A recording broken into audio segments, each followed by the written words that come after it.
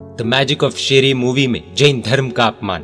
13 जुलाई 2023 को जियो सिनेमास पर यह मूवी अथवा वेब सीरीज रिलीज होने वाली थी, जिसमें दिव्यांका त्रिपाठी नामक एक्ट्रेस ने पंजाबी लड़की का किरदार निभाया है और वो एक्टर नमित दास, जो जैन लड़के का किरदार निभा रहा है, उससे शादी कर जैन परिवार का हिस्सा बनती है। इस मूवी के प्रोड्यूसर है ज्योति देशपांडे और तनवीर बुकवाला और डायरेक्टर है बिरसा दासगुप्ता। मूवी अभी रिलीज नहीं हुई है, तो कहानी क्या है वो अभी हमें पता नहीं है, लेकिन ट्रेलर्स जो रिलीज हुए हैं उसको देखते हुए ये साफ साफ दिख रहा है कि एक जैन परिवार दिखाया गया है जहां शादी करने वाली पंजाबी लड़की को मांसाहार त्यागना पड़ा है। ट्रेलर को देखते हुए ऐसा लगता है कि परिवार में 6 लोग हैं, जैन लड़का, उसकी पत्नी, उनके 2 बच्चे और जैन लड़के के माता पिता। अचानक ये जैन लड़का, जिसके 2 बच्चे हैं और माँ बाप है, पत्नी है, वो सर मुंडवा कर आता है और कहता है मैं मुनि बन रहा हूँ। क्लियरली समझ आ रहा है कि जैन मुनि यहाँ दर्शाए गए, मुनि बन रहा हूं, यानी कि अभी मुनि बने नहीं है, तो मुनि की वेशभूषा क्यों पहनी समझ नहीं आया। खैर, इसके आगे ये दिखाया जाता है कि पति के द्वारा ऐसा बिना बताए करने से पत्नी का रो रो कर बुरा हाल हो जाता है। एक्चुअल में जैन मुनि बनने की परंपरा का ऐसे बेतुके सीन से कोई लेना देना नहीं है, दूर दूर तक लॉजिक नहीं है।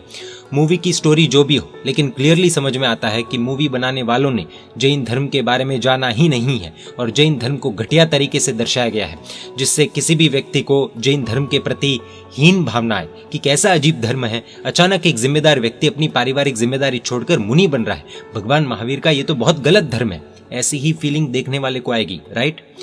मूवी बनाने वालों ने जैन दीक्षा को बहुत ही गलत तरीके से दर्शाया है। पहली बात तो यह है कि आधी रात में सोच आई तो सुबह उठकर कोई दीक्षा ले लेता है, ऐसा नहीं होता है, ये कोई खेल नहीं है।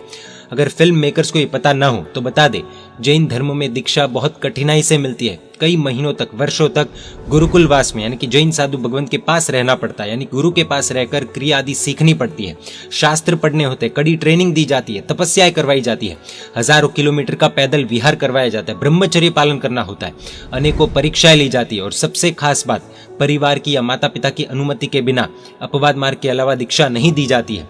और यदि घर पर वो एक व्यक्ति हो जिस पर पूरा परिवार निर्भर हो, जिस तरह इस मूवी में दिखाया गया है, ऐसे व्यक्ति को तो बिल्कुल भी नहीं दी जाती है। शादी से पहले दीक्षा लेनी हो तो थोड़ा सरल होता है, लेकिन शादी के बाद पूर्ण रूप से हर व्यवस्था का ध्यान रखने के बाद और अपने सभी कर्तव्यों को पूर्ण करके ही कोई भी व्यक्ति दीक्षा ले सकता है। पुराने जमाने में भी अगर कोई राजा दीक्षा लेता था तो अन्य किसी व्यक्ति को राज्य सौंपने के बाद, उसे राजा बनाने के बाद ही दीक्षा लेता था। ऐसा नहीं था कि मन हुआ और जाकर दीक्षा ले ली। दीक्षा कोई खिलौना नहीं है। जिस व्यक्ति पर परिवार की जिम्मेदारियां है, वो व्यक्ति अगर दीक्षा लेगा तो परिवार कौन संभालेगा, ये सोचकर और आर्थिक परिस्थितियों का विशेष ध्यान रखकर ही दीक्षा का विधान किया जाता है, क्योंकि धर्म की बदनामी हो ये बिल्कुल भी स्वीकार्य नहीं होता है।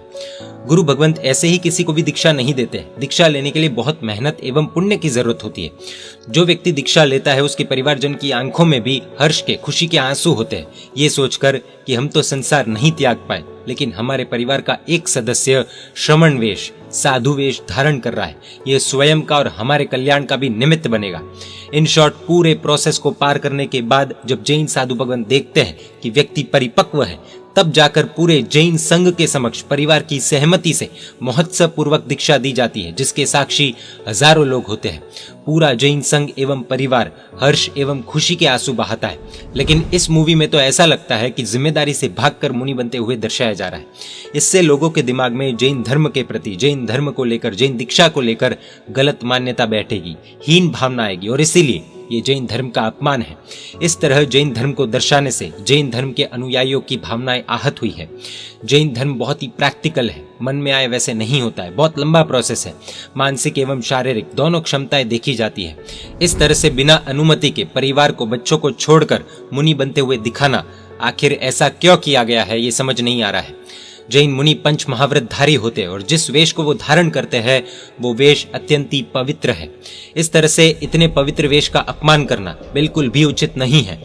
ऐसे ही कोई भी व्यक्ति जो पता नहीं कितने गलत कार्य करता होगा, शराब पीता होगा, मांसाहार करता होगा, व्यसनों में लिप्त होगा, वो चंद रुपयों के लिए साधु का वेश पहनकर साधु धर्म का अपमान नहीं कर सकता है। ये जैन धर्म में स्वीकार्य नहीं है, बिल्कुल भी नहीं है। वो जैन साधु के वेश को पहनकर एक्टिंग करने के बाद इस तरह से उतार नहीं सकता। ये साधु वेश है, सुपरमैन, स्पाइडरमैन का कॉस्ट्यूम नहीं है। जैन शास्त्रों में ऐसा कहा गया है कि भगवान का एवं मुनि वेश को इस तरह से ड्रामा, नौटंकी आदि में इस्तेमाल नहीं किया जा सकता है और शास्त्रों में यह भी बताया गया है कि जो भी व्यक्ति इस मुनि वेश को एक बार धारण करता है वो इसे उतार नहीं सकता है, और अगर किसी कारणवश उसे उतारना पड़ जाए तो वो व्यक्ति महापाप का भोगी बनता है। जिस एक्टर ने ये कार्य किया है उसे तो अनजाने में ही मेकर्स ने महापाप का भागी बना दिया है। क्या फिल्म मेकर्स को इस बात की जानकारी थी, और अगर नहीं तो किस अधिकार से आपने मुनि वेश का इस तरह से अपमान किया? क्या इस मूवी के ट्रेलर को लॉन्च करने से पहले मेकर्स ने किसी भी जैन गुरु भगवंत को ये पिक्चर दिखाई, ट्रेलर दिखाया, मूवी दिखाई, स्क्रिप्ट दिखाई? क्या किसी भी गुरु भगवंत की, मुनि भगवंत की सहमति ली है? अगर नहीं तो आपको जैन मुनि को इस तरह से पोर्ट्रे करने का हक किसने दिया?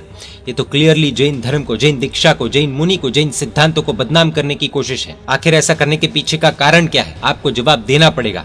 क्या आप एक धर्म को डिफेम करके अन्य धर्म के अनुयायियों को खुश करने का प्रयास कर रहे हैं? अगर हाँ, तो एक बात स्पष्ट है कि ये सिर्फ जैन धर्म के ऊपर ही नहीं, अन्य सभी धर्मों के ऊपर भी संकट है। आदि पुरुष, पीके, OMG आदि कई मूवीज में भगवान को नेगेटिव रोल में दर्शाया गया है, आस्था का मजाक उड़ाया गया है। क्या वो सही है? क्या सच्चे भक्तों को चुप बैठना चाहिए? एक धर्म की भावनाओं को आहत करके दूसरे धर्म को खुश करना, और फिर पहले धर्म की भावनाओं को खुश करने के लिए दूसरे धर्म को ठेस पहुंचाना, क्या यही स्ट्रैटेजी है धर्मों में फूट डालने की? क्या आप हर समाज को, हर धर्म के अनुयायियों को आपस में लड़वा कर भारत देश का पतन चाहते हो? क्या आप लड़ाकू ऑडियंस बिल्ड करना चाहते हो? ऐसी घटिया मूवीज को देखकर कोई भी व्यक्ति धर्म से दूर ही जाएगा, फिर चाहे वो कोई भी धर्म क्यों ना हो। हम सभी धर्मों के अनुयायियों को बॉलीवुड को और बॉलीवुड की इस फूट डालने वाली नीति को बॉयकॉट करने के लिए आमंत्रित करते हैं। इन लोगों को किसी धर्म से कोई लेना देना नहीं है।